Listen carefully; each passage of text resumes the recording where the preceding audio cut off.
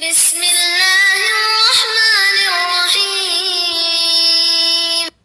Assalamualaikum warahmatullahi wabarakatuh. Bagaimana kabarnya hari ini?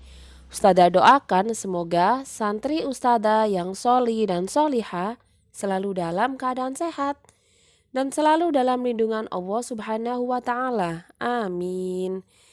Alhamdulillah, hari ini kita akan belajar fikih kembali bersama ustazah.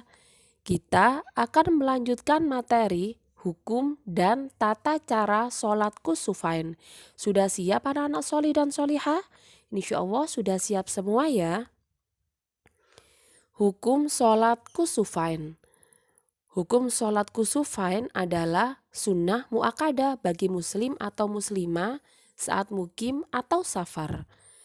Sunnah muakkadah adalah kita sangat dianjurkan untuk melaksanakannya, baik ketika tinggal di daerah kita sendiri atau biasa disebut mukim, atau ketika kita sedang bepergian di kota atau daerah lain, atau biasa kita sebut safar. Nah, ketika kita mengetahui bahwa terjadi gerhana matahari atau terjadi gerhana bulan, maka kita sholat di daerah kita atau saat kita berada di daerah lain.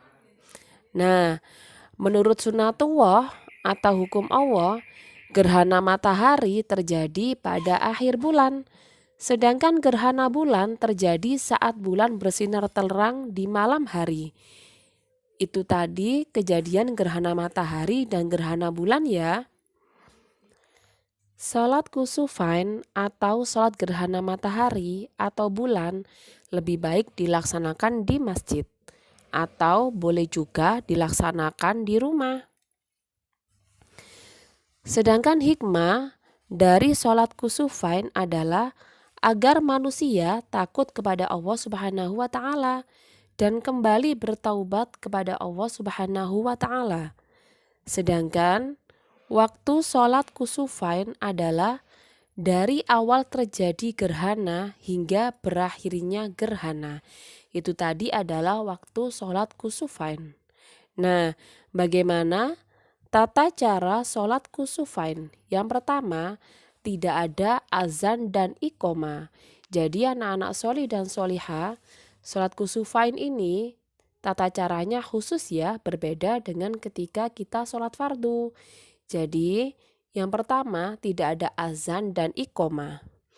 Yang kedua, imam bertakbiratul ihram melafalkan surat Al-Fatihah dan surat panjang yang ada di dalam Al-Quran.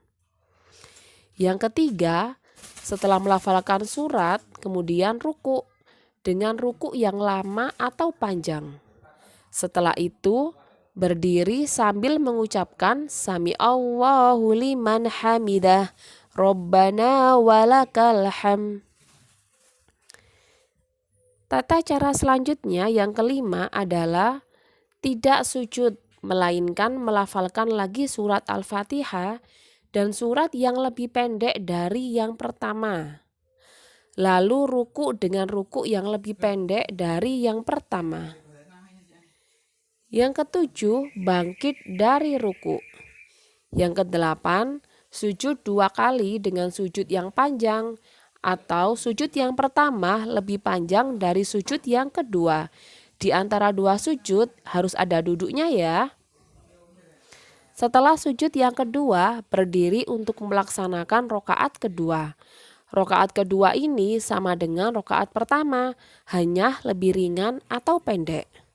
Selanjutnya adalah bertasyahud dan salam.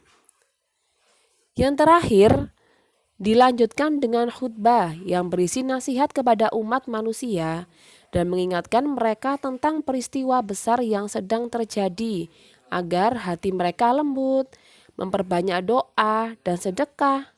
Nah, itu tadi ya anak-anak sholih dan sholihah tata cara sholat kusufain. Alhamdulillah, kita sudah mempelajari hukum dan tata cara sholat kusufain. Semoga yang sudah kita pelajari menjadi ilmu yang bermanfaat. Amin. Barakallahu fikum anak-anak sholih dan sholihah ustazah. Ustazah akhiri, wassalamualaikum warahmatullahi wabarakatuh.